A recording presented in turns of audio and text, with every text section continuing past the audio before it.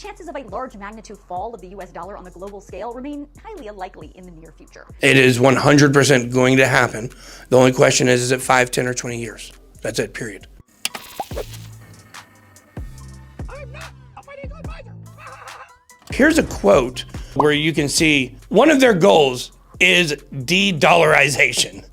Guys, it's right there. How?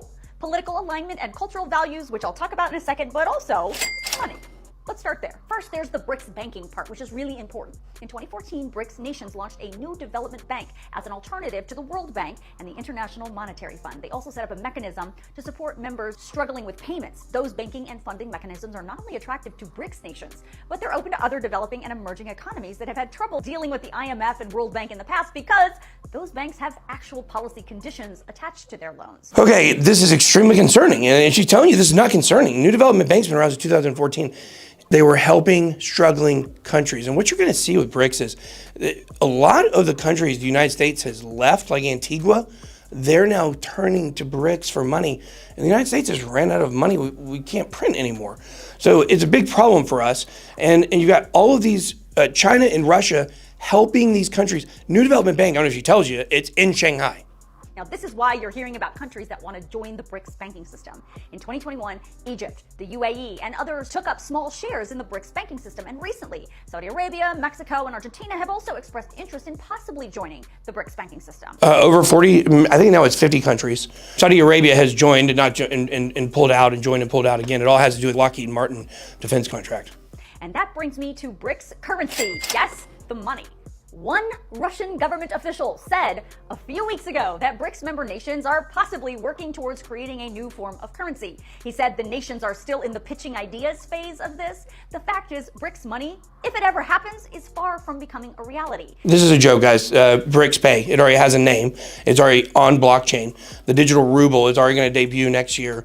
Vladimir Putin has been working on blockchain and crypto for years and years and years. You guys just didn't know it. There's all kinds of articles about this and evidence. He met with Vitalik Buterin back in 2017 to discuss options with Ethereum. Guys, read between the lines here. It's not hard. It's also important to note that even if BRICS nations come up with their own currency, they're not a formal trading bloc. So to use this hypothetical BRICS money, at least initially, they'd really only be able to use it among member nations that accept it as valid currency. Just with the 5 BRICS nations. Just with the 5.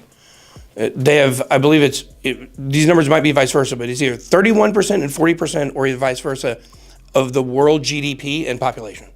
They have India and China, guys. I think it's 40% of the population, 31% of the GDP. And this is without the new nations joining. Go to our Phemex link and sign up right now. Put all your information in just as is and create the account. Get your Palau ID. It's only $240. This digital identity card gives you access to be able to complete KYC on many exchanges. Guys, it's happening before our very eyes. The sanctions placed on Russia is what accelerated this. You cannot stop what is coming. BRICS Pay is coming. The first thing, they're going to destroy the petrodollar. They're doing it right now. Watch what's happening in the Middle East. What do you think they're sending drones back and forth? They're going to shut down the Strait of Hormuz.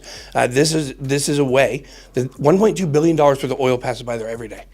Think about that. So when the United States loses access to that, and Europe is already sucking on the teat of Russia for energy, guys, this is going to get very bad in the next probably 1 year or less.